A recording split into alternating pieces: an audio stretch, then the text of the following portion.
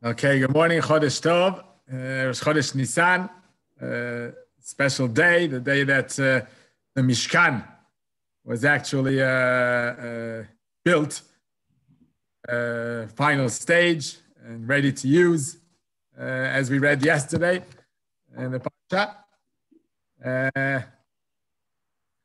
And Rashi says in the beginning of Parshat Shmini, in the Sefer Vayikra, at the beginning of Parshat Shmini, Rashi says there, Shmini la miluim, Rosh Chodesh Nisan haya, shebo ukam Mishkan. This is exactly the day. Shebo natal 10 atarot. 10 crowns this day had. This day of Rosh Chodesh Nisan. And Rashi says, Kedita beseder olam. There's a midrash of Chazal that enumerates the 10 crowns of this month, of this day, the day of Rosh Chodesh Nisan. So in the Siftei Chachamim, he lists them. Siftei Chachamim is a commentary in Rashi. He lists the 10 crowns. It says there, Yom Shenivra Shamayim Va'aretz. It's the day of the creation of the world. It's the day that Yarda Shechina Yisrael. Hashem's presence, Hashem dwelled amongst us for the first time in the Mishkan. Yom Shebo Yitchila Avodah B'Yisrael. The Avodah of the Korbanos began this day. Yom Shebo Yarda Bracha L'Yisrael, special blessing. Yom Shebo Yitchila Birkat Kohanim. For the first time, Aaron gave his Birkat Kohanim to bless Am Yisrael, and so on. I don't remember all 10, but it's a very special day. And by the way, we have a personal blessing today because last night, our oldest daughter, our Bechorah, announced her engagement to a fellow. So, Baruch Hashem, special simcha for us this day. And by the way, her name is Ateret, which fits very well because it's the same word as the crown of Atarot. So it's a right day for her to get engaged. So Baruch Hashem, should be simcha by all, simachot by all. So anyway, in Parshat Vayakhel, which we just learned yesterday, we have there a pasuk that seems both extra, unnecessary, and it seems contradictory with the pasuk itself. It seems like to be a contradiction in the pasuk itself. It says in the pasuk there, after Am Yisrael had given gold, silver, copper, and all the different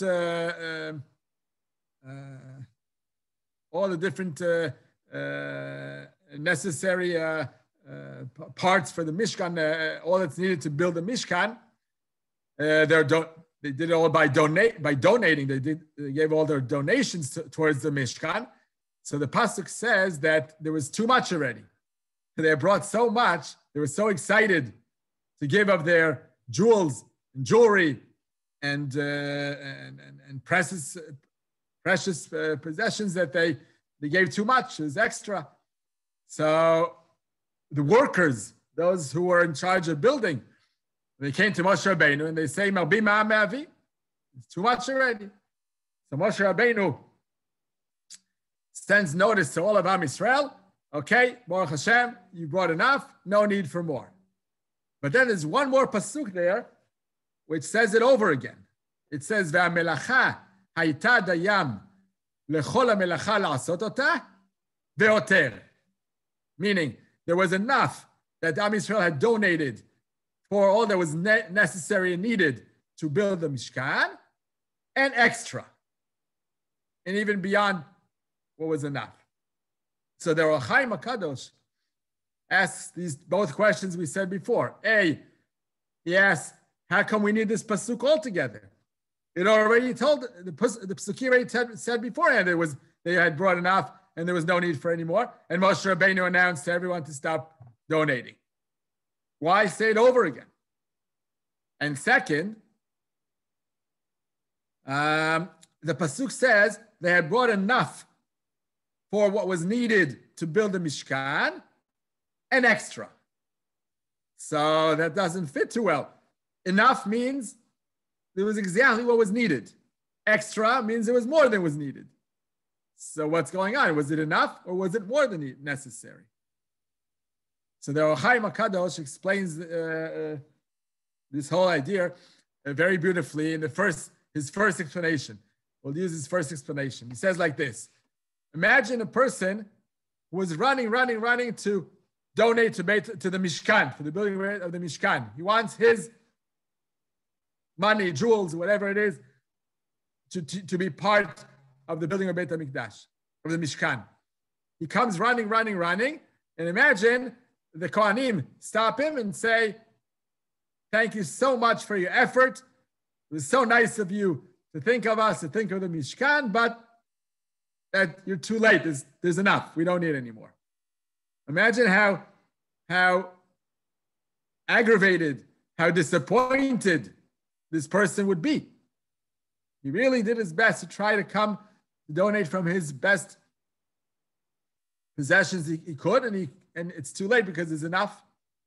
So says the Or Chaim HaKadosh, mitoch chibatan shel HaKadosh Baruch Hu liYisrael, due to the special love and affection Hashem has towards Am Yisrael, Hashem made it that even though they had brought extra, there was more than necessary, more than enough for the Mishkan.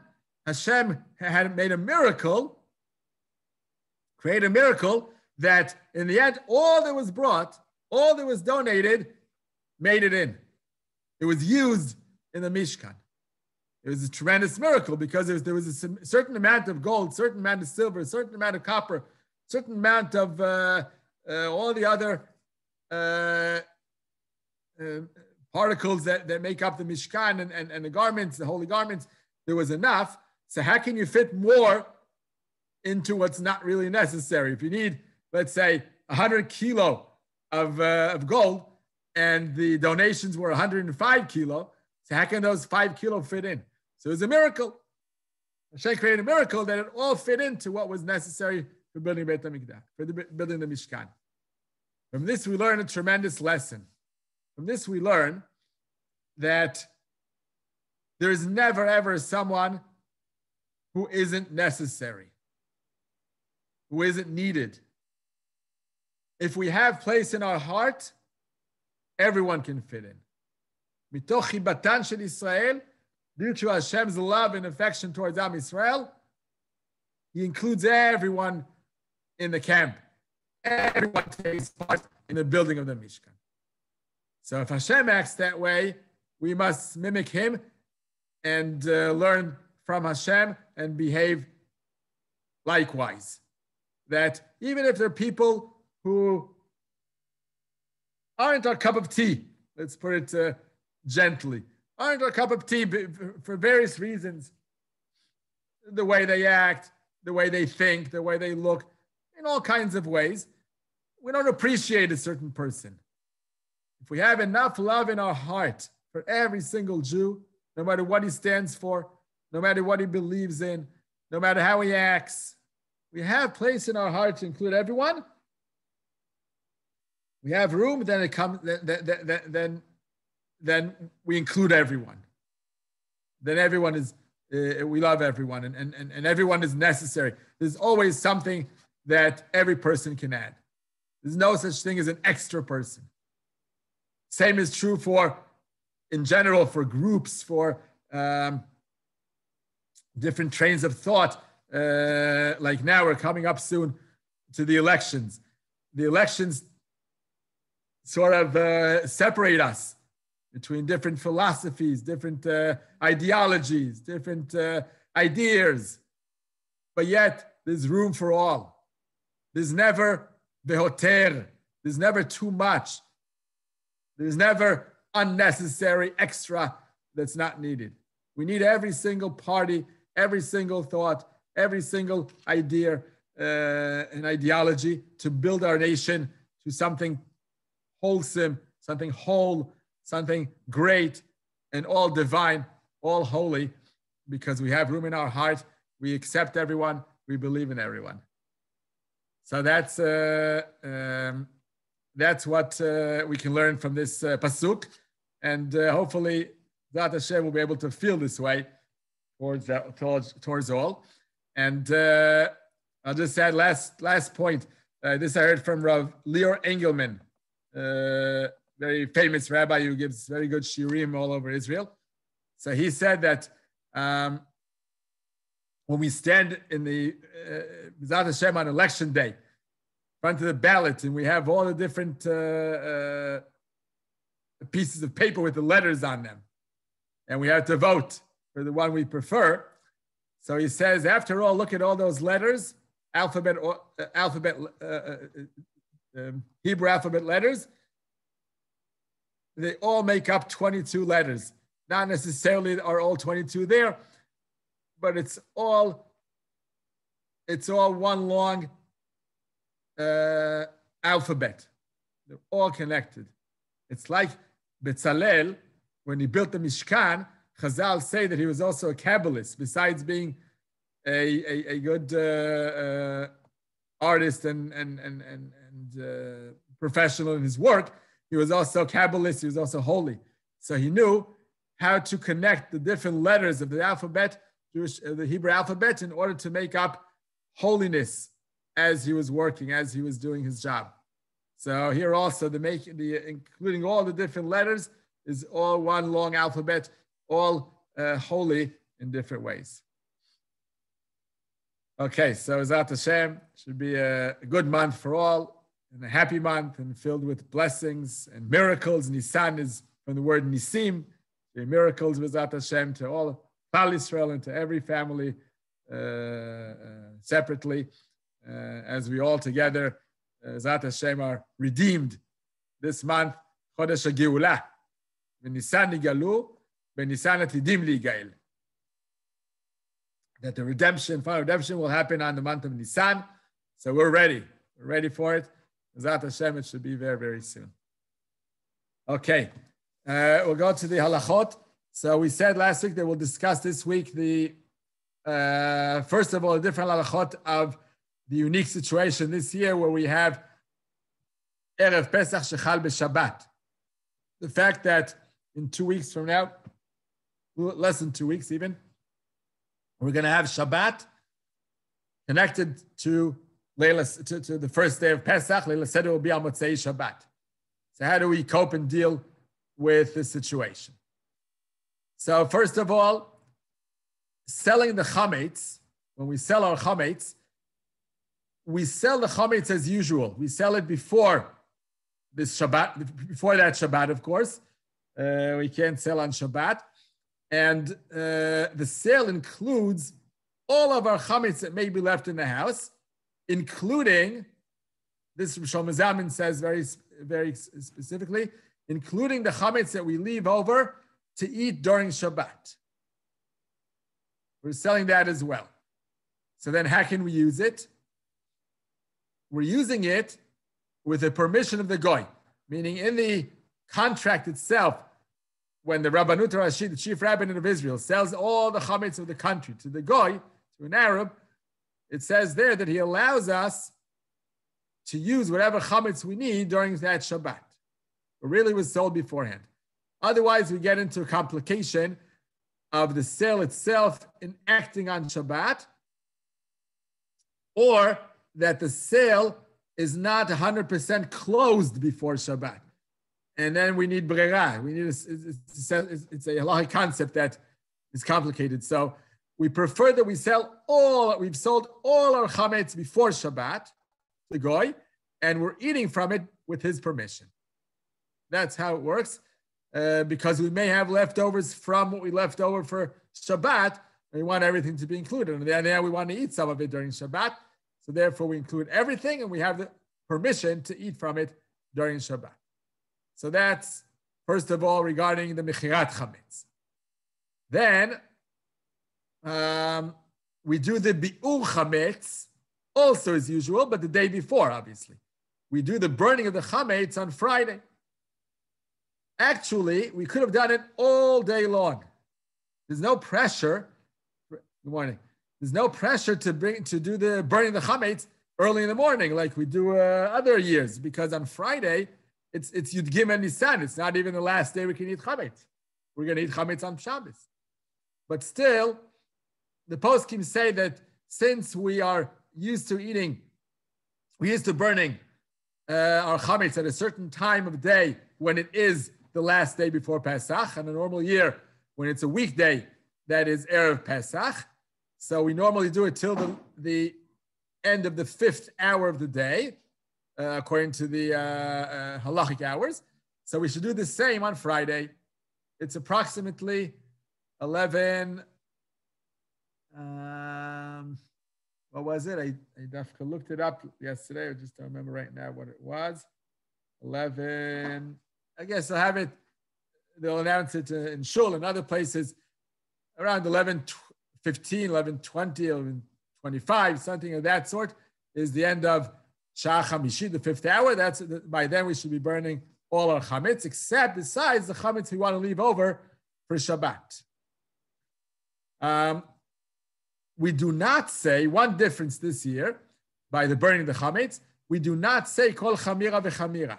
We do say it by bdikat chametz. I forgot to mention, actually, it all begins bdikat chametz. Thursday evening after tzeit, immediately after tzeit, we daven mariv, and immediately after we do bdikat chametz. So the evening for this year is the Leil Yud Gimel instead of Leil Yud Dalet. The night before we do our bdikas chametz. So by the bdikas chametz, we do say kol chamira v'chamira, because that we say every year, even though we keep chametz for the next morning. So here too we say it as normal because we're talking about the chametz that we may have not seen, not found during the bdika. So it's kol chamira v'chamira de la chazite u de la biyarte. We're only canceling, nullifying the chametz that may be left over in the house that we overlooked. The next morning, and we make it hefker also. The two options of what bitul is. Rashi says that it's the idea, the concept of making it as if it's dust, deciding in our mind that it's not chametz, it's nothing, it's earth, it's tasteless, it's inedible for us. We're making up our mind that it's not chametz. That's Rashi's idea behind what bitul means. And Tosfos hold that it's hefker. We make it that it's not ours. It's anyone can take it. It's hefker. So that's also a way to get rid of bali or bali matzeh. If we have something left over in the house that we didn't find. So, but in the morning, normally when we burn our chametz in the morning, we repeat again kol chamira v'chamia. We declare again that all the chametz that we have seen or not seen, found or not found, should all be like earth, like dirt, and should be hefker, should be free for all, anyone can take it. This year, since we're going to leave intentionally, we're going to leave over chametz for Shabbat, we can't say kol chamira v'chamira in the morning, Friday morning, when we burn our leftover chametz, because we can't say that everything that we have seen or not is nothing, is dust, because we're going to eat it. Whoever eats dust. And we can't say that it's hefker because we want to own it until Shabbat morning when we want to finish eating the chametz. So you can't say that on Friday we just burn the chametz and go and leave. Okay, so that's one difference. Then, again, as I said, truth of the matter is, if someone didn't make it and didn't burn it by 25 or so, no big deal, right? Because this year we have the whole day really to do it. So it's just better if you do, because you don't want to do it different than other years, because you wouldn't want to make a mistake other years. So you should keep to the same routine every year. But it's no big deal. If someone didn't do it before that, you can still do it till Shabbat comes in. And even during Shabbat, we'll soon see, we have to do the biur for whatever is left over from the food we left over to eat during Shabbat. There's still some biur chametz to get rid of on Shabbat itself. Of course, not by burning it, but we'll learn soon what to do with it. Okay, now to leave for Shabbat, to leave chametz for Shabbat, we need for lechem mishneh, that's for sure. And besides that, we could still eat chametz till Shabbat morning, end of 4th hour of the day, which is around 10:10, 10:05, something of that sort, by the Magen Avram. The Gra is later, but interesting, when Shlomo Zalman discusses these halachos, so in the footnote on the bottom, they say that he always used to use this mitzvah of Isur Achilat Chametz and Isur Biur Chametz. You always use this as some musar, a little bit, some rebuking to people who daven Shachris a little late and they don't make it to Kriyat Shema of Magen Avraham. There are 2 times where we know the end of Zman Kriyat Shema. Magen Avraham is earlier and the Gra is later. The Magen Avraham is based on counting the beginning of the day as dawn. You count the beginning of the day as dawn when it's Alot HaShachar, and then you count 3 hours, 3 halacha, 3 relative hours, Sha'od Zmaniyot, like halacha counts normally, and that's the that's when the Zman Kriyat Shema, that's when you're supposed to end Kriyat Shema, and the Gra goes by sunrise. And it's a Chama, 3 hours from then. It's approximately 40 to 45 minutes difference between the two. So so Shom Zaman said that many people are careful about halacha. They try to keep halacha the best they could. They go with the Gra, get up a little later, and they say Kriyat Shema according to the Gra. By the way, it's very, very, very important to notice by exactly these days, these times are quite early, especially on Shabbat. Those who daven Shabbat, this coming Shabbat, the one that had passed, and this coming one, because after this coming one, they'll change the clock already, the Shaon Kites, summer clock, and that's much later. Then it jumps by an hour, and then you got it easily in. But for next Shabbat, and whoever davens Shachris late during the week, you have to be aware, because even the Gra by now is even earlier than 9 o'clock, if I remember correctly. The Magen Avraham was 8:15 this past Shabbat. The Gra would be around 9. Next Shabbat even earlier. So those who start davening on Shabbat around 8:30, very, very, very barely make it to the Gra Kriyat Shema, which means that they may be missing, especially this coming Shabbat. Vayikra, if you start davening 8:30, you may be missing Kriyat Shema Deraita totally. No one to rely on after the Gra. It's the latest. At already previous years, the latest time for Shema will be 8:45. 8:45. Wow. Yeah. 8:46. Yeah. 8:46. Wow. So it's even earlier than I thought. And the Magen Avraham will be around 8:10. Do you have the Magen Avraham there? Yes, 8:10. 8:10. Okay. So the difference is a little smaller than I thought. Okay. So yeah. So one could rely on the Gra. Many, many, many Jews, good Jews and religious Jews and fulfilled Jews rely on the Gra. It's easier because you don't have to get up that early, and B, his opinion is a strong opinion. But yeah. The point is, what Rabbi just said, this time of year, the show it's money would only 36 minutes. No, I never said that it's an hour between. No. They're both ending in the 3rd hour. They don't argue. Yeah. Depends where you count from, but they're both. Yeah. Right. Okay, so the Shlomo Zalman used to say, how come we're so stringent about all kinds of halachos, very tiny details, which are important? No one says they aren't, but very small details of even rabbinic obligations. And here by Kriyat Shema, which is a deoraita mitzvah, we tend to take it lenient and we go by the Gra. Why is it so? So in a different section of the book, I once read that he used to use the etrog as an example, that people look for an etrog, which is mehadrim and a mehadrim and a mehadrim. They spend hours and hours and hours to find the best etrog they can with no blemish, with no stain, with no issue on it whatsoever. And they spend good money on it and so on and so forth.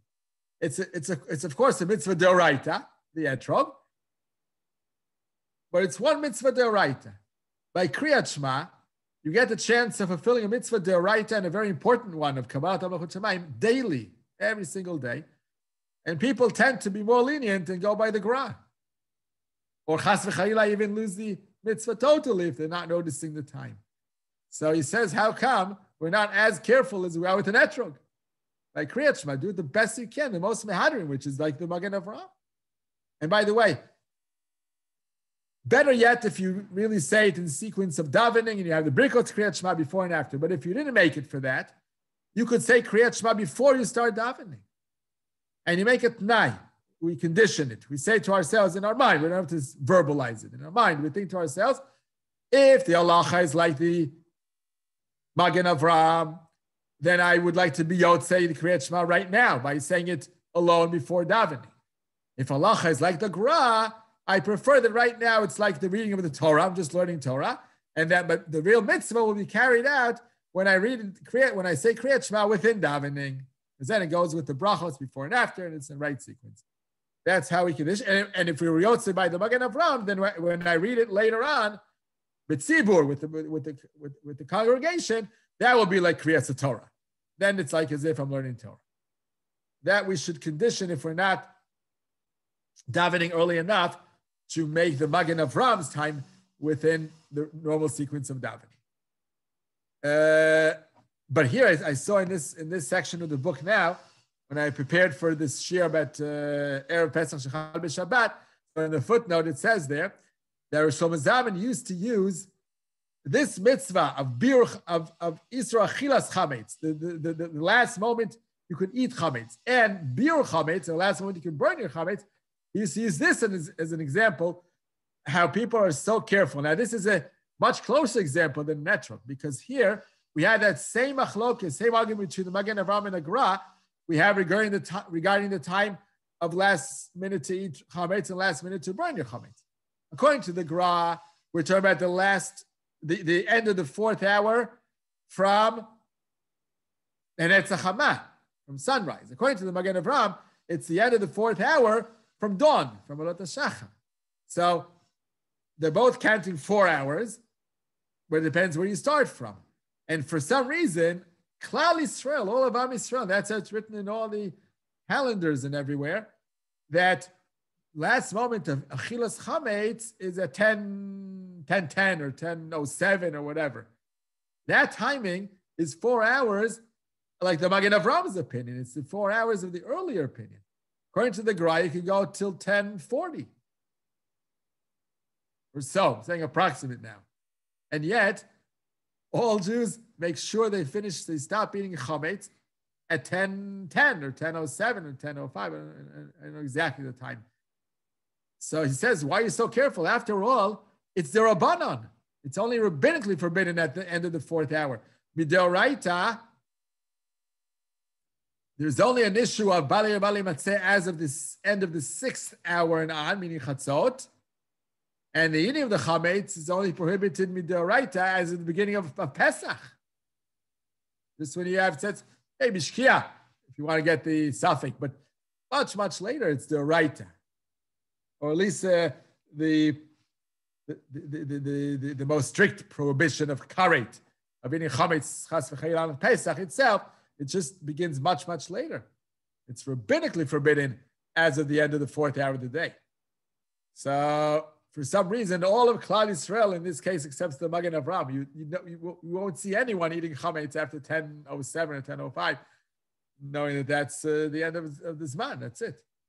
And yet by Kriyat Shema, all year round, people tend to use the Gra very leniently, very easily to do. Of course, if someone didn't make it to the Magen Avraham, of course, he should say the Kriyat Shema and L'Shem Mitzvah and have all the intent for the mitzvah according to the Gra's timing. But it's still it shows a little bit of a unbalanced situation here that we're not really dealing with correctly. It's something we try to accept upon ourselves for Kriyat Shema to be done properly every day. Which one, Rav, excuse me, which one starts at dawn? Which one starts at sunrise? Magen Avraham is the dawn, and no, is sunrise. I thought it's the other way. Okay, no, because it's not so much where you start, it's where you start and end. So if you go from dawn till dusk, till Tzedek Chavim, that's a longer time period. So each of your halachic hours is going to be longer. That's true.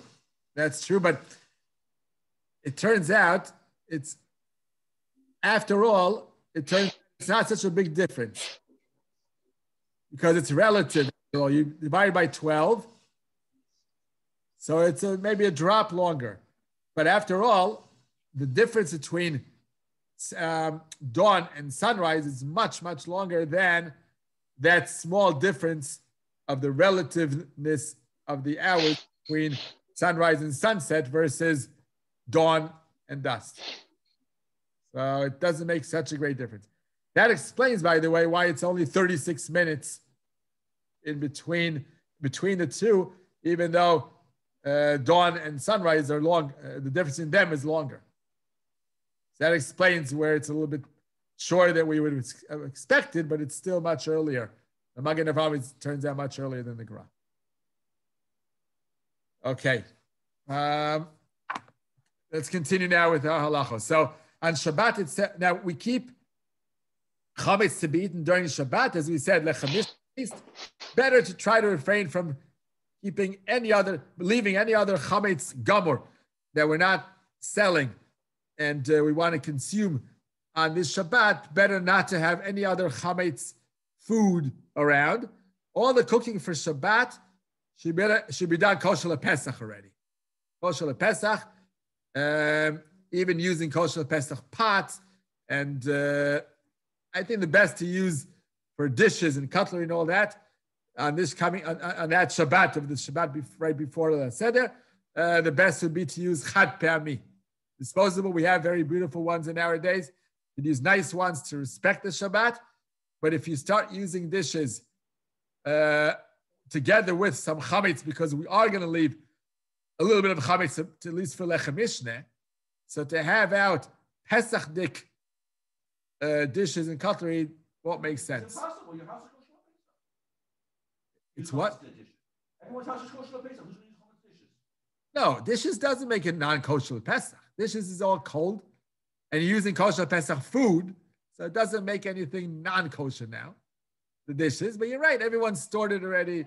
It's all stored, and it's all taken care of. It's all taped up. Right. Yeah, no one's going to use it. In halacha, it does mention, I guess, when they were maybe more poor, didn't have what to use other than that, they used to use those. So they say to store it away. If you do use non-kosher Pesach pots, pans, cutlery, utensils, then you have to store them away with the moment we're not allowed to eat any more chametz. How do we store them away? For anyone who does have some pot or something out that's still chametz stick, you store them away. Rav Shlomo Zalman says very amazingly, don't store them with other chametz stick plates, pots, pans that you've sold to the goy. Because as you said when we began this year, that we're selling on up till Friday, we're selling to the goy everything, including what we leave over for Shabbat. So everything is sold to him before Shabbat, because according to Rabbi Akiva, we can't enact the sale during Shabbat. Acquiring is not allowed on Shabbat, kinyan, mekach umemkar, rabbinically. And even if it was all set and prepared before and just kicks in on Shabbat, still not allowed. Rabbi Akiva holds that it's still problematic to do so. So we sell an entire full sale before Shabbat, all sold. Now, since we've sold to him the location as well of where everything is stored away, that's chametz stick, so we can't even enter the place without his permission. That's, by the way, a very important idea, very important rule to remember, to know for Pesach in general, not just this coming one for Shabbos before Pesach. All through the 7 days of Pesach, we mustn't enter or open any cupboard that was sold to the goy, because it's his. He owns it. Since when can we go into someone's room, house, closet, whatever drawer, without his permission? Rabbi, to my understanding, he doesn't own anything until he pays for it. Incorrect, my understanding. No, he pays. He owns everything before Pesach. How does he owe it? Because he does the kinyan. With a small down payment. With a small down payment, that's enough to acquire all the chametz in Israel. Though everything was sold to that guy. Otherwise, if he doesn't own it until he buys it, then we have chametz in our house all of Pesach until he pays for it. If you would actually come to my house and knock on my door, yes, I want my whiskey, I want my pasta, I want my whatever. Of course, you have to pay for it. Of course, because price for that. Of course, why? Because it's two different things. To acquire, according to at least Jewish law, To acquire, you don't need to pay. There's Meshicha, Mesira, Hagbaha, Chatzer, Sudar, so many ways of acquiring that have nothing to do with paying for it. That applies to Goyim also? That's only among the members of that. That's a huge question. Now David asking. Since when do we let the non-Jews So David asks, benefit of all the for the Moadon? It's only for Chav. In the club. All those in the club, right? Exactly, all those in the club. Only in the club. No, so it's not true. That's a No. famous answer about charging interest. To a goy. Yeah. In the club we don't charge. You're not a member of the club. What are you mentioning about? Yeah. No, so that's 100% true. Interest is saying the Torah tells you, of course, interest we take from a goy and it's a mitzvah. Take interest from him. But a lot of Jews made fortunes on taking interest from goy. Jews, unfortunately, yeah. Okay, I guess heteriska. They signed something and they're allowed. Anyway, there's a lot of anti-Semitism because of that also. It's a big source of anti-Semitism. They're taking all the money and all that. Anyway, no, so there are ways that a goy can acquire something we own, and it will belong to him totally without even having to pay for it literally. It's a very huge question, your question, David. That's where the Ktsot HaChoshen in Siman Kuf Tzadik Daled in Choshen Mishpat, 194, has a long write-up on this, long discussion on this, where he goes into details and which exact way of acquiring would be relevant for a goy, even though he's not taking the actual chametz to his property and not paying for it literally. It's complicated.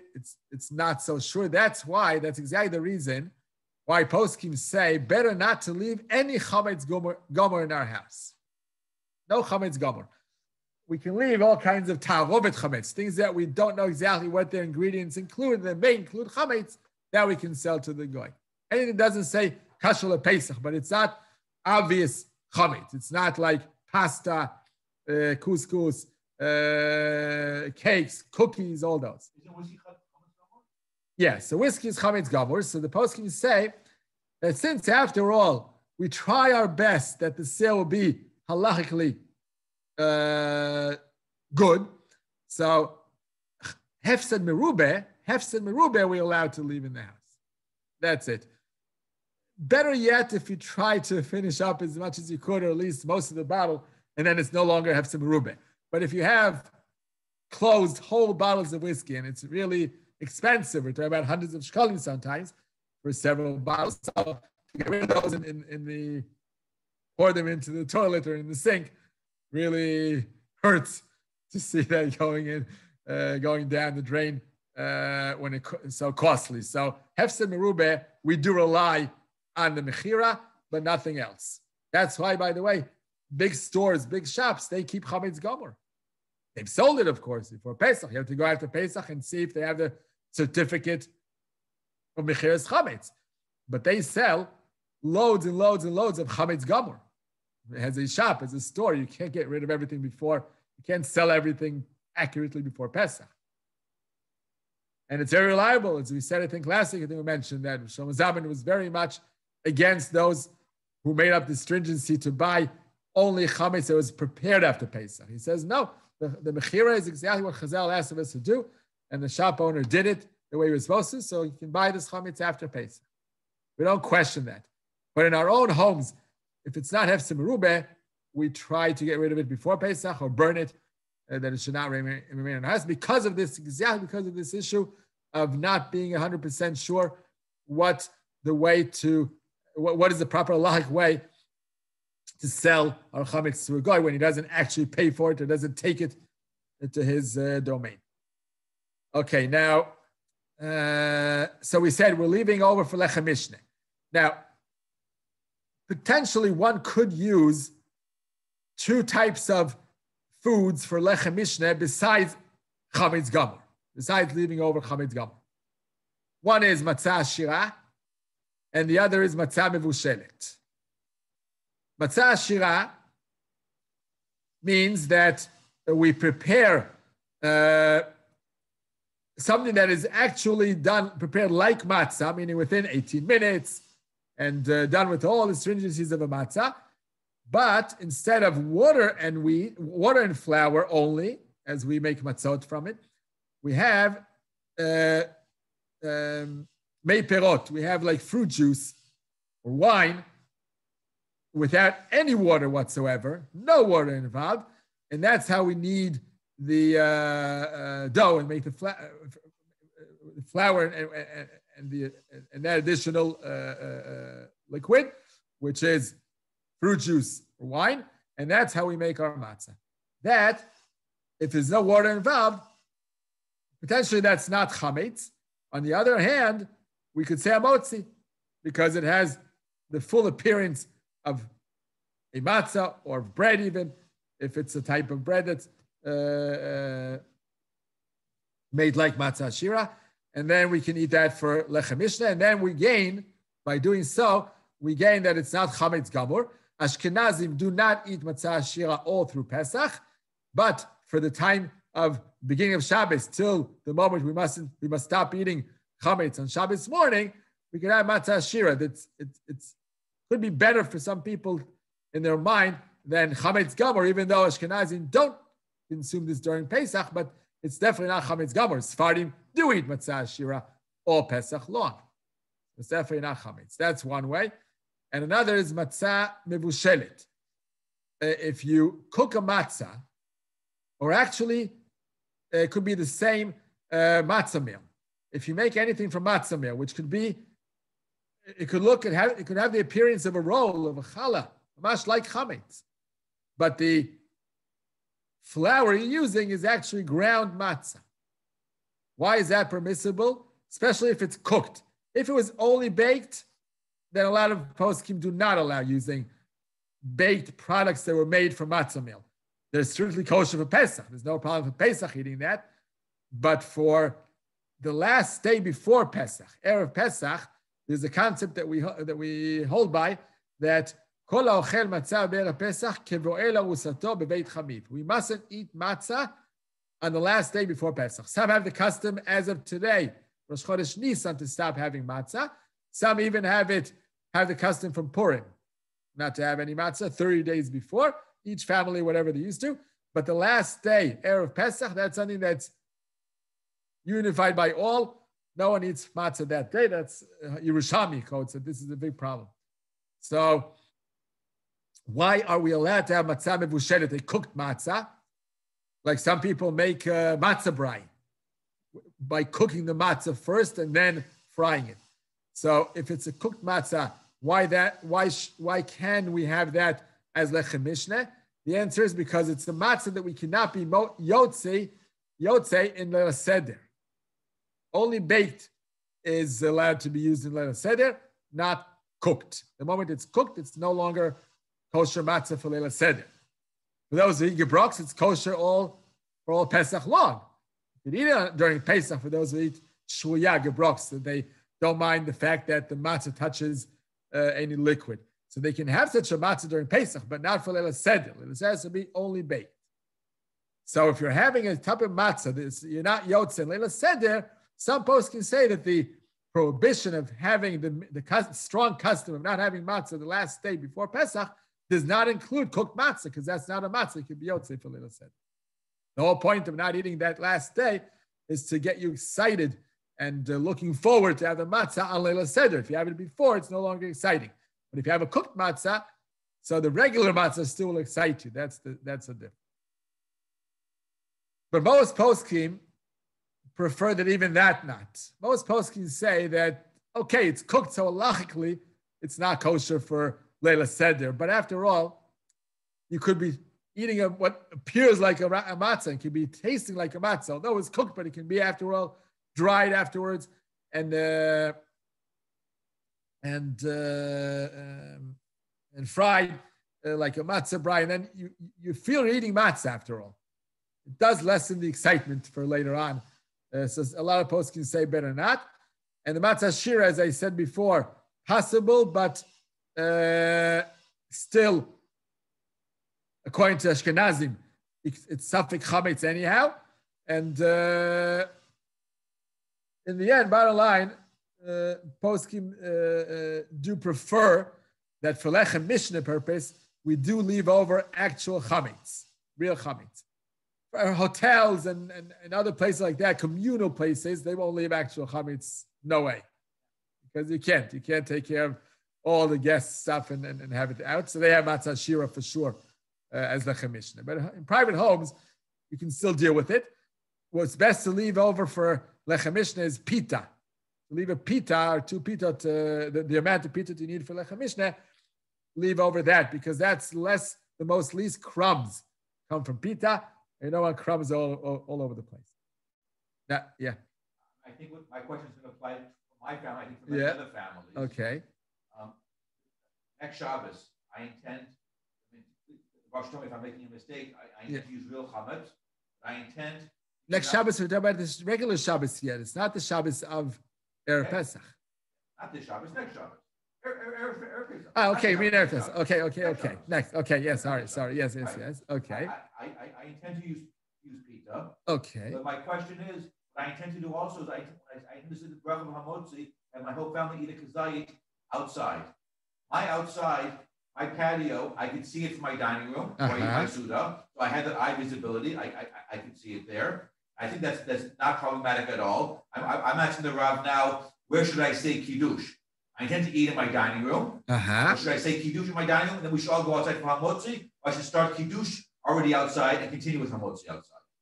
And then I'm almost positive, I heard a shir, but I want the Rav to just confirm, the benching is not a problem at all in the dining room, back in the dining room. As the Rav says, feel strongly, we should go back outside again. Only because that one kazayit was eaten that it's time. It's hard to believe that a 1 minute part of an hour plus suda would be forced me to go backside the bench, but I want to hear Okay. Yeah. Okay. Good question. So I don't know if everyone heard. David was asking if you have your kazait of the bread, which each and every family member has to have their own kazait, of course, in order to be able to bench. And by the way, as we mentioned many times in the past, better to have a kabetza, each and every family member alone to have a kabetza, 2 kazaisim, which I would say an average pita, no, more than a kabetza. A kabetza is at least half a pita. It's a 2 kazaitim, at least half a pita each. Yes, that would be the minimum.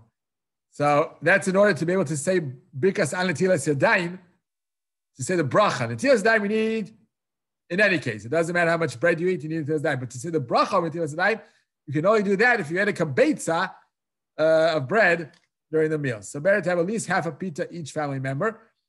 And that can be done outdoors, especially because it's in your patio. So it's all like one domain. It's all fenced around. It's like another room in the house, even though it's not under the roof of the actual house you're going to be eating in, but it's definitely in the same domain, the same. It's considered the same halakha location, and especially since you can see your dining room from there. Better to make kiddush outdoors because en kiddush when it comes to seudah, we prefer not moving from room to room, even from room to room. When we've made kiddush, that's what we're supposed to eat. True that you have in mind to move from room to room, even under the same roof, you can move from room to room. If you have in mind, then b'diavad it's okay, but it's diavad. So better that you have your kiddush from seudah. And since you're going to have your kazait or kabetza of bread outdoors, so if you make kiddush there, so you're having your seudah, which is definitely if you have just that, just a kazait of bread. And now I want to say Birkas Hamazon, you fulfilled Kiddushin Kom Seudah. Not just a delightful Seudah. Hopefully no one will eat only that. But by the way, the second Seudah could be that. But we'll soon speak about the second Seudah during the morning. But in any case, most of us will have a nice meal as we normally do every Shabbat. So, but still, regarding the halacha of Kiddushin Kom Seudah, you fulfilled it totally by having the kazait and better yet kabetza of bread of pita during right where you say kiddush. Then you can go indoors because we said many times that by a motzi, the interruption, even if going outdoors totally to the street and coming back, doesn't interrupt Birkas HaMotzi. So you don't have to say any bracha rishona again when you come back, when you come in. indoors to finish your Suda. You rely on what you've eaten outdoors, on the motzi there. Now, benching, true, you definitely can bench where you finish eating. Definitely can bench where you finish eating, especially according to Beit Hillel, who we hold by, because Beit Hillel hold that you can even bench shalobim komo, meaning even if you've left totally somewhere else and you suddenly remember, if you got to bench, you can bench where you are. Better if you go back to the original location, but that's going to be Shama. You must go back to the original location. But we hold like Beit Hillel that b'diavad, if you forgot, you can daven there. You can bench there when it's tir chameruba. It's a lot of effort to go back to where you were to begin with. In this case, we could consider it your makom, like from the where you started off. It could even be considered your makom, your the same location where you had begun the meal, because as you said, it's like a different room within the same house. I did see that because in general, if you would eat somewhere, you begin your meal somewhere at a motzi, and you move somewhere else, true that according to Beit Hillel, you could bench that elsewhere if it's hard to go back to your original location. But better yet, if you eat some bread in the new location as a continuation of your meal there, and you bench there. Right, you want to gain. That's the entire thing you want to gain. You want to gain not having the pizza purpose exactly of having more bread in the house. You want to bench. So you can definitely, if someone can have a little bit of bread there, better. But if not, you just don't want to put bread at all into the house. Bring bread into the house that last day for Pesach. Then you can bench definitely where you're sitting in the end of the meal without having the bread there. And something very interesting that Rosh Hashanah points out. We normally say that a bracha that's a food, when is a food considered nullified to the bread? It's considered when it's lelapet et apat.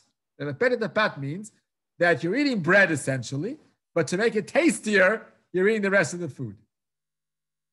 It also helps you to fill you up and all that. That's the idea of relying on a motzi to cover all the other foods. In this case, no matter if it's a family that, like the Levine family, will be eating outdoors and then coming in, or it's a family that will be eating indoors and making sure no crumbs fall on the floor and sweeping up after and all that. Even so, the question is, we're finished eating the bread totally before we start the meal. We don't even have bread left for us to eat during the meal. So Shlomo Zalman was asked, should we now be saying a first bracha, even though true we're within a bread meal, but it's really not eaten with the bread. We're finished with the bread totally. So should we be saying a first bracha for all the rest of the foods that we're eating now? Hakol, ha'etz, ha'adam, ha'mazonos, everything, because it's as if totally disconnected from the bread. And the whole idea of relying on bread as your bracha, motzi, as your bracha for all the foods, is because it's a pet et apat. It comes to serve as to make the bread tastier with all these different foods. But here the bread is finished totally.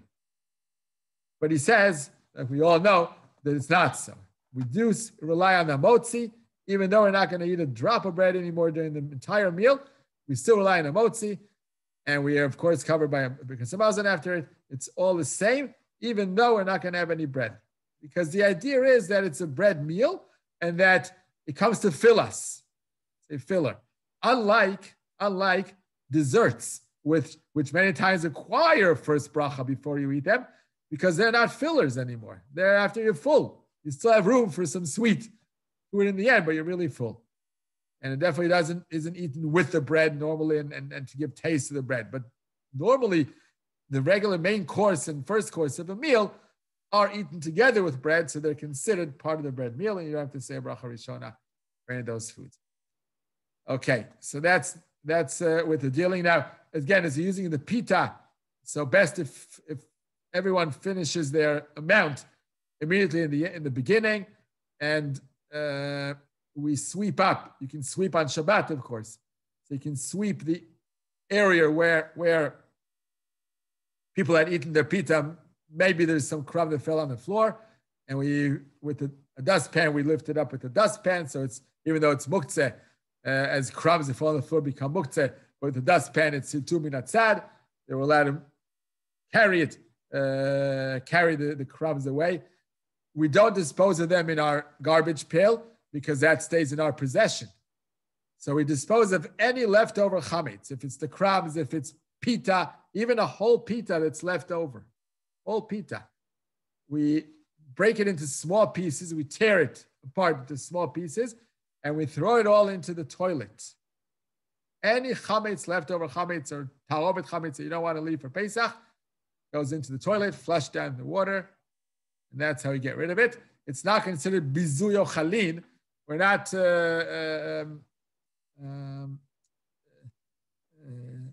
desecrating the importance of the food, and especially bread and pita. It's totally edible, and we never throw away in such a way. But this time, since it's chametz and we're not allowed to have it anymore after the 4th hour, and after the 5th, it has to be all gotten rid of. So it's not considered bizuyo chalin. It's like not food. It's no longer food for us. No longer food, so we can dispose of it that way. On Shabbos, you could also bury it. Obviously, you can't bury it on Shabbos, but in a regular, you can't bury it? Same thing as toilet? No. Burying elu min al-hisrafin. Chametz is something they have to get rid of, that it should be demolished from the world. It can't be kept. Burying still is kept. It's still kept whole, and it's still underground there. It's still edible even. Last year with COVID, yeah, I put my chametz in the morning. Yeah, there's still a bissel left. Usually that bissel left is in the city garbage. Is not the city bonfire. Exactly, the bonfire. Yeah. This year there was no bonfire. Right. Last year, right. So I took my bissel, the shuriyot of the burning, and those I buried. Wait, you first burnt it and then buried? I burnt it first. Ah, okay. The moment it's burnt. Yeah, but the moment it's burnt, so it's inedible, probably. Right, correct. Yeah, that's fine. Then you've covered the fact of getting rid of your chametz by burning. You've covered that. Right. You want to bury it because you don't want to see it. It's okay, but you don't really need to. That's not useful according to from a long point of view. Yeah, no need for that. But you have to get rid of it totally. Get rid of it totally. And not keep it anywhere. That's why it's not good to throw it even in a garbage that's outdoors if it's considered your garbage. If it's the Riyaz big garbage pails, there's some out there in the streets, some maybe here and there you find in the streets the big garbage pails of the Riyaz, then it's okay because then it's no one owns it.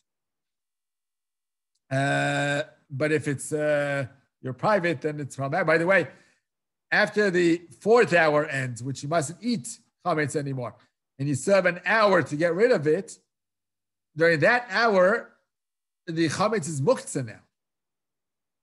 On Shabbat, you can't move it because, again, by holding it. You want to get rid of it with a dustpan holding it or some other utensil that will hold it for you, the tu minatzad, because you want to get rid of it before Pesach. So it's a permissible reason. So then you can take it anywhere, but not holding it in your hand. It's muktzeh. By the way, mentioning muktzeh, Shlomo Zalman says something very interesting, that the matzah, a whole matzah, have box of matzah, you're not going to eat from it on Shabbat, because as he said, we can't eat matzah before on the last day of before Pesach. But is the matzah itself muktzeh? Let's say you want to move the box of matzah somewhere on Shabbat from place to place. Is it muktzeh? Because you're not allowed to eat it. There's no purpose. Right, so there's no purpose. It should be classical muktzeh, but he says no, it isn't. He says it's not muktzeh because it's a food. After all, it's edible. There's a custom not to eat, but it's a totally edible food, so it's not muktzeh whatsoever. It's like there's a very famous halacha that Shlomo Zalman speaks about, and very interesting. He says, the fact that we're not interested in using something doesn't make it muktzeh.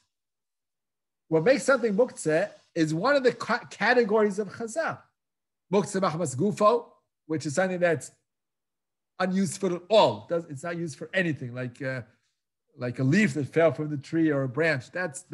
Or a stone. That's muktzeh machmas gufo. It's never useful.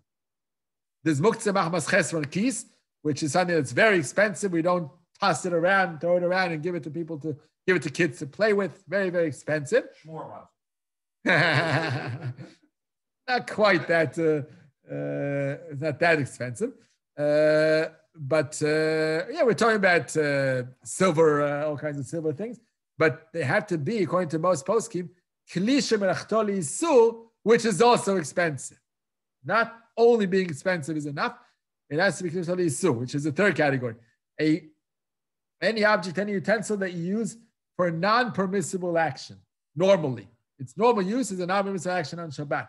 Like a hammer, like a screwdriver, like electrical appliances that grind things, camera, phone, all those. Those are Knushnali Isu. If on top of that, it's a very, very expensive item, then it's also Mutzah Chesron Kis. We're not going into all different halachic differences between each category, but these are categories. And there's also Basisa Devarei Asur. There's Muktzah that's planned in advance before Shabbat to be situated somewhere. Purposely before Shabbat, it's meant to be there like in a drawer or something. During Shabbat, the entire drawer becomes Muktzah because that's where it's meant to be. Again, there's a lot of different details for each and every category of this type, but only these categories make an object muktzeh. The fact that you personally decide, or even if it's your custom or all of Am Yisrael's custom, not to use a certain item, that doesn't make it muktzeh because it's not one of any of the four categories. In general, it's a food. It can be eaten. You decide you don't want to eat it today. Doesn't mean it's not a food. And it's not crazily expensive, and it's not melachtoli isur. It's not the action of eating is not a prohibited action on Shabbat, and it's not a base. If it isn't a base to something that's muktzah on top of it. So none of the four categories meet this situation of a matzah, even though we don't eat from that matzah. We refrain from eating, but it doesn't make it muktzah. Same says for Shlomo Zalman, if we have, let's say, weekday clothes.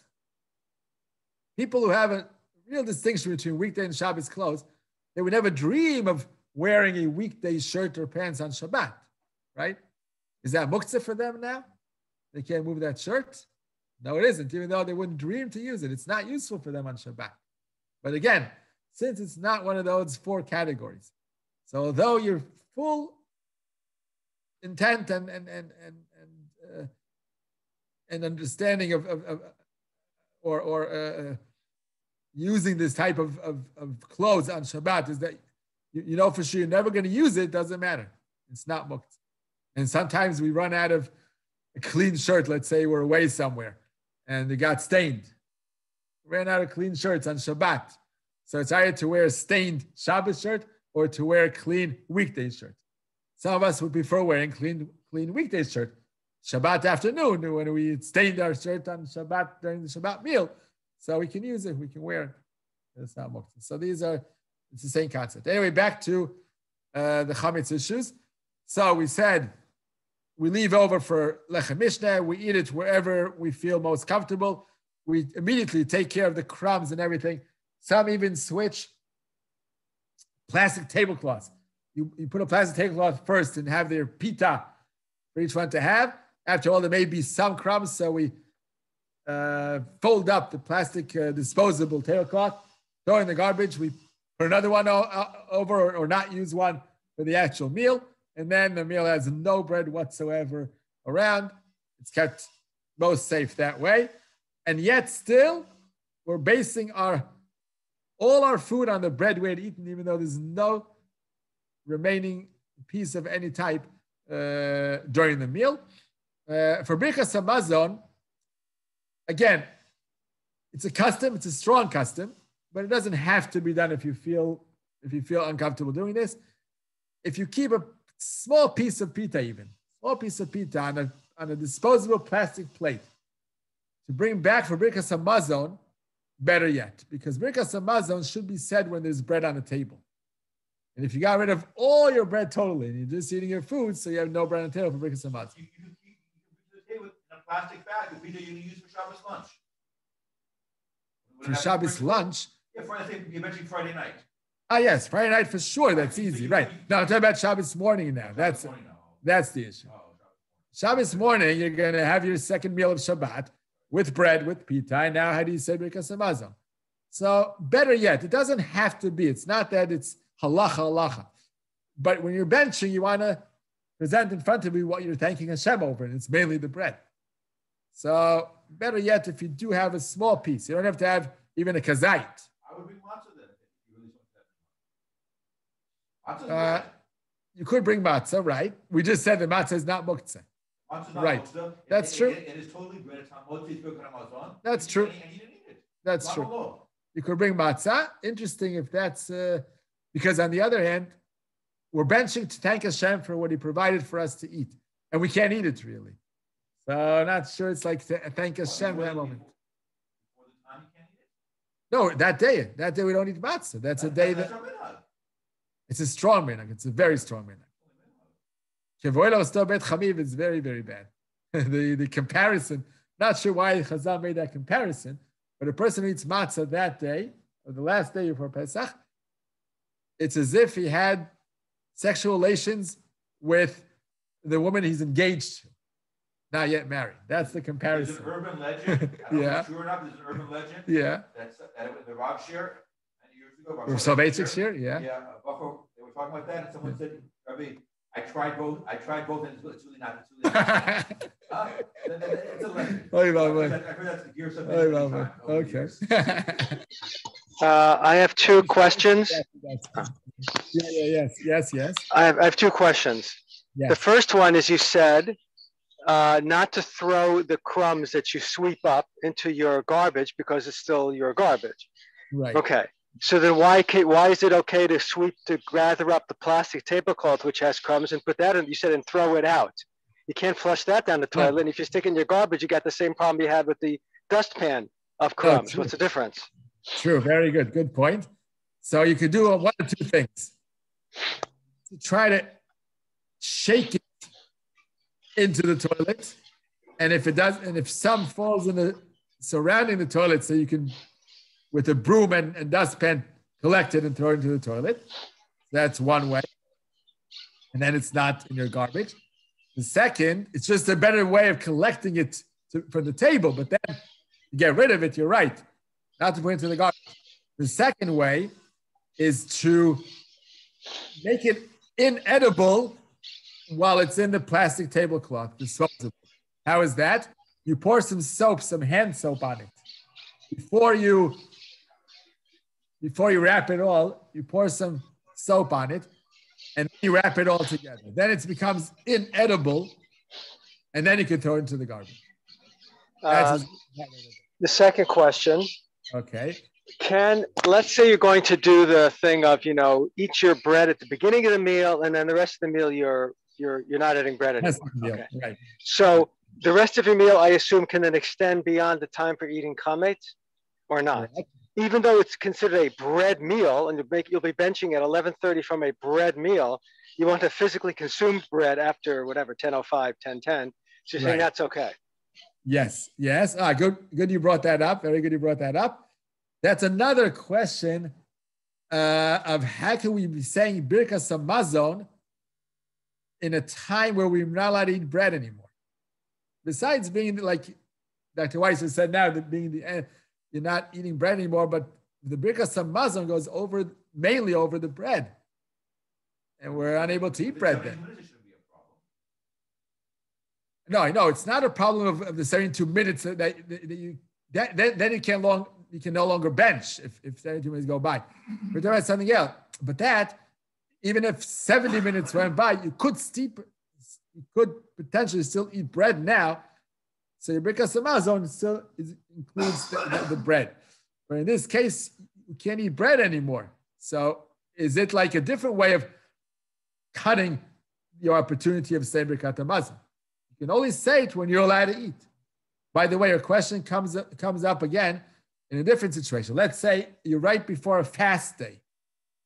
and you've eaten and eaten it until the last moment you could, and then you go brush your teeth, and the fast begins. Can you say Birkas Hamazon now? You can't eat. How can you say Birkas Hamazon over eating food when you cannot eat now? Right. Right.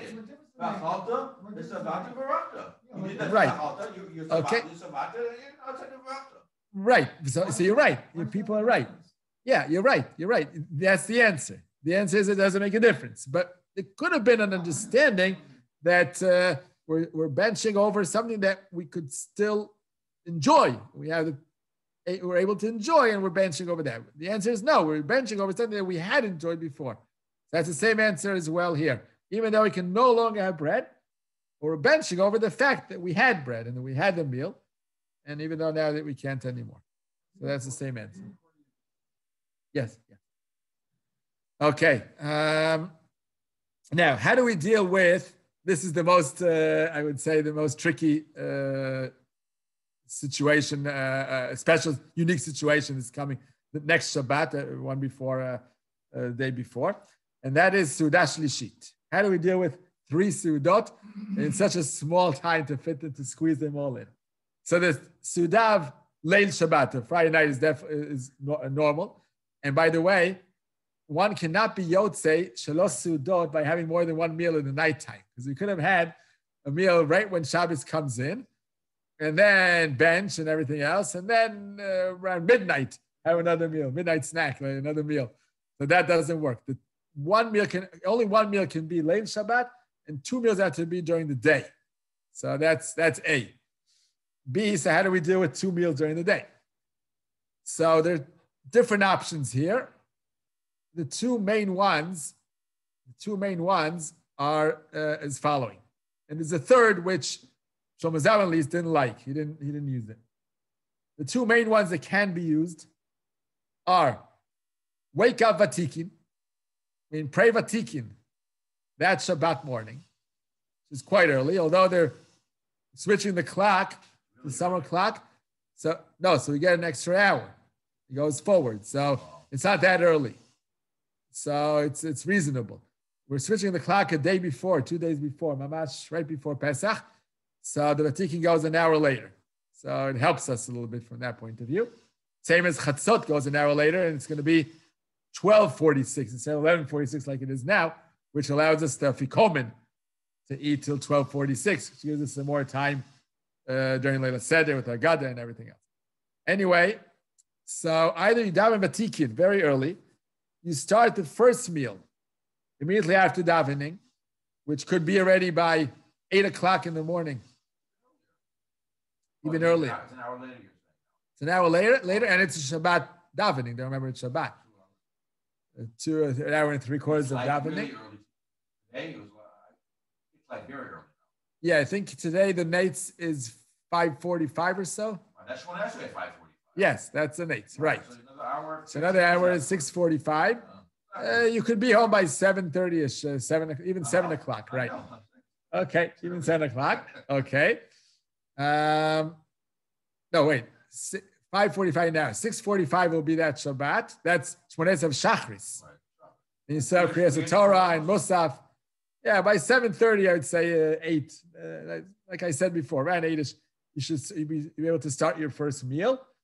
And then you eat a quick meal. You can eat the, like your Sudah Shlishit normally meal. You can eat a quick meal, not have your cholent and meat and all 8 o'clock in the morning. So you have some lechem mishneh and some fish and some salads, and you close the meal. No. Never does a Shabbos meal have to be hot. No. It says, no, I know what you mean. There's a Baal Amar in the 3rd or 4th chapter of Shabbos on the Rif. The Baal Amar says something, he writes something like in a very, like a poem. He made up a poem there. He says, Kol she'no ochel chamin b'Shabbat harei hu min, ve'atid yiten et hadin, ve'ashrei ha'ma'amin. Ashrei ha'mashmin, something like that. He made up a whole poem that whoever doesn't, but here it doesn't mean necessarily to eat hot food. Chamin, in the words that in the Rishonim period, Didn't mean cholent either, as the Sephardim call it today, chamin. It meant hot water. Chamin in the Shas, entire Shas is always hot water. It was against the carrots. Boiling hot water. It was against the carrots. Exactly. Against the carrots, against the karaim, who believed, lo tevau esh. We just read it this past Shabbat. Lo tevau esh Shabbat, that you mustn't have anything hot on Shabbat. That's how the Karaites believed. So we on purpose show that we do eat hot, and that's how you should have something hot. It's not halacha, but it's recommendable. And he says there, mitzvah lashmin. So you don't have to worry about the weight you gain on Shabbat. It's a mitzvah to gain weight on Shabbat. That's what he says there. Okay.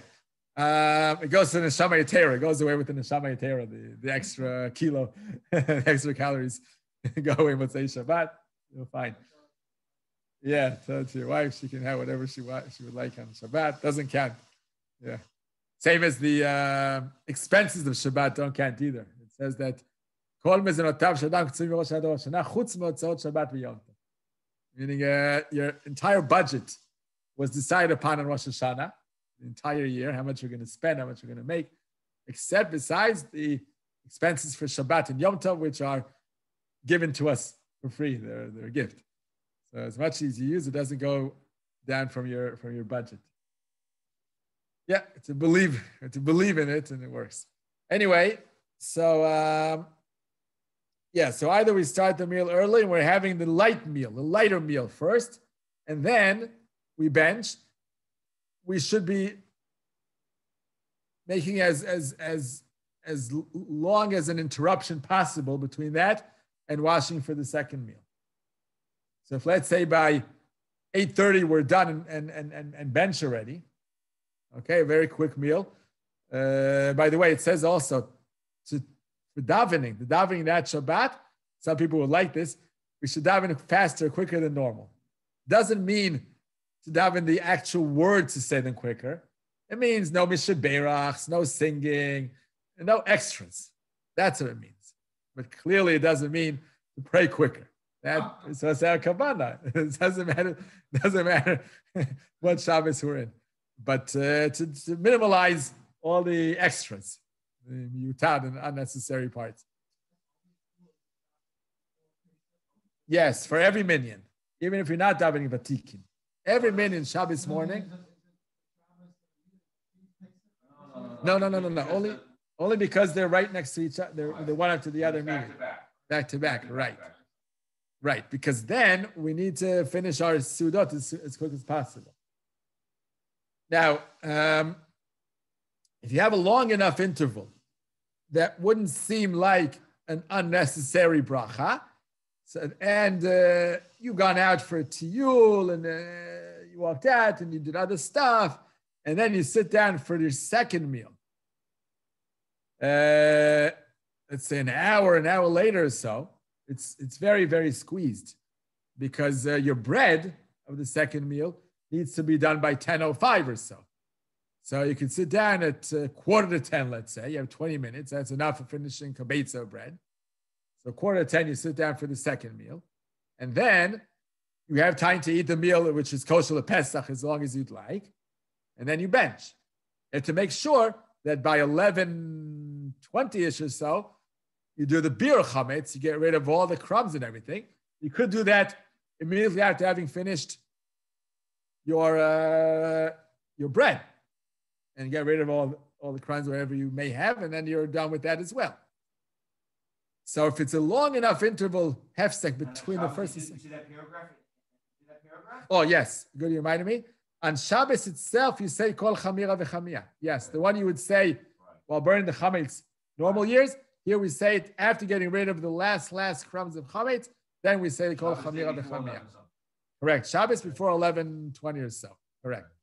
We're allowed to say that because it just means that we're nullifying all the chametz. We're mevata. We're canceling it totally, and we're mafkir.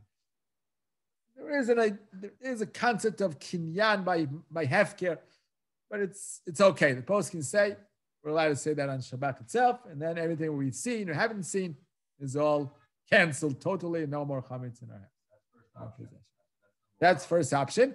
But Rosh Hashanah made it a point to say that this option can only be done if you daven vatikin. The moment you daven a little bit later than vatikin, it's too close. The jams are too close between the two Sudot.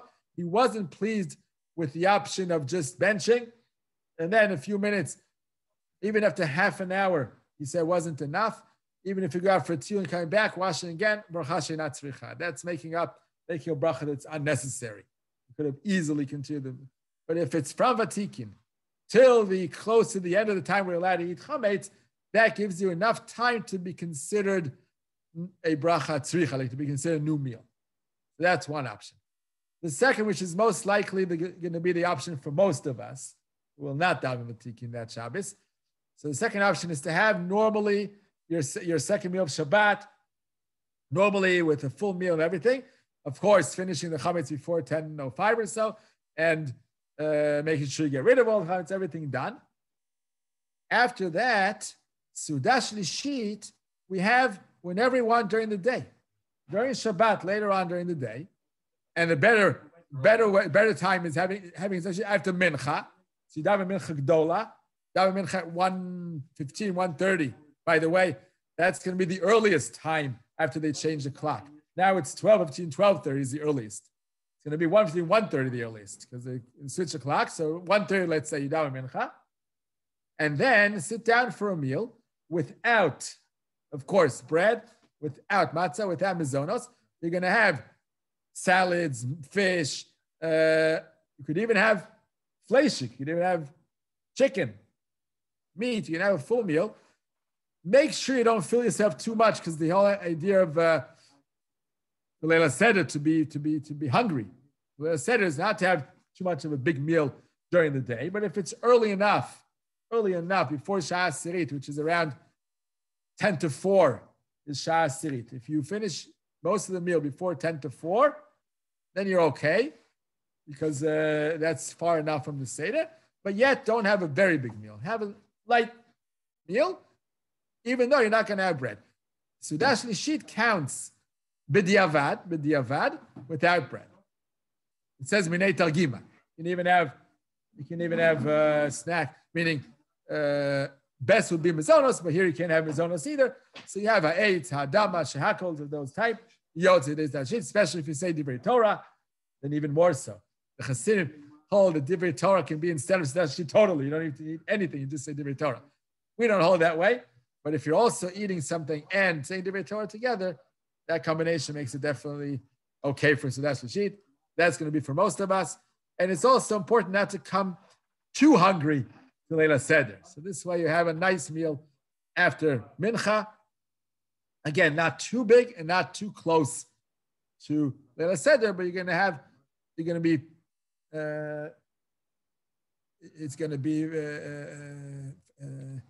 you're going to come in comfortably to Leila Seder, not terribly hungry. The earliest Kiddush is, I'm guessing, plus minus 7:30 at night?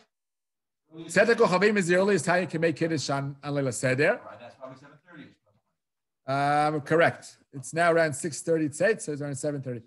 Maybe even it'll drop later because it's 2 weeks from now. Yeah. Come back from shul and you're eating 40 years. No one's eating before 9:30, 10.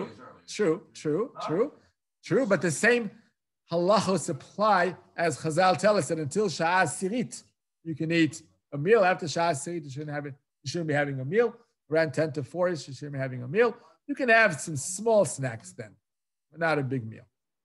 Even though you're going to be eating very late, that's the halacha. That pertains to every Erev Shabbos and every Erev Chag. That's what we do. I think we've covered basically what needs to be. One more point is the Ta'anit Bechorot. The Ta'anit Bechorot, we bring back to Thursday because we don't fast Friday because it's going into Shabbat in a fast day, which is not good, even though we had Asar B'Tevis that way this year. This past year. But that's something we can't help. That's the calendar, and that's how it turned out.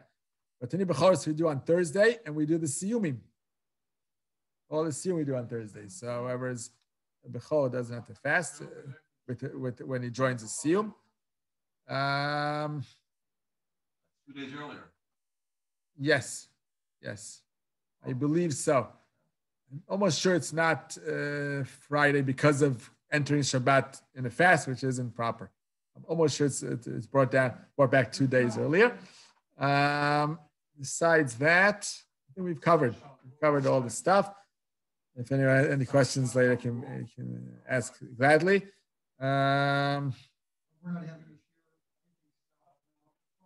Yeah, so after Pesach, we're not going to have more shiurim. I'll send an email when we will resume because Isru Chag is a Sunday, so we most probably won't have that Sunday either. It's Isru Chag Mamish the day after, so most probably we can make it surely so. The Sunday following Isru Chag will be the next time we meet. Sunday following Isru Chag, which will be the very end of Nisan. That's the next time we'll meet B'ezrat Hashem. So have a good, happy month, and the Pesach Kasher V'Sameach. And as we said in the beginning of Shir, Geula Shlema, B'merav Yameinu, Nisan Nigalu, B'Nisan Etidim Nigail. Amen. Thank you. Brochin to you.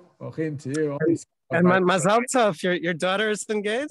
Yes, thank you. Thank you very much. Mazal Tov. Last night. Without. Mazal Tov. Thank you very much. You should have smachot by you too. Everyone. Amen. Yeah, without the Shem. Klal Yisrael. Okay. Amen. Take care. Bye-bye. Thank you.